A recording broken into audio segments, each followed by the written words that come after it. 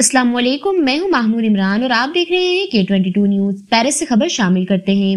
سفیر پاکستان محترم عاصم افتخار احمد اور پریس اتاشی میڈیم سجیلا نوید کا سینئر صحافی بابر مغل کی عیادت کے لیے ہاسپٹل کا دورہ۔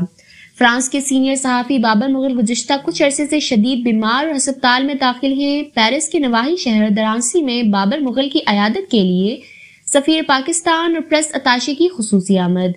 سفیر پاکستان نے کہا کہ بابر مغل انتہائی متحرک صحافی رہے جو پاکستانی کمیونٹی اور سفارت خانہ پاکستان کی تقریبات کی بھرپور کوریج کرتے رہے ہیں۔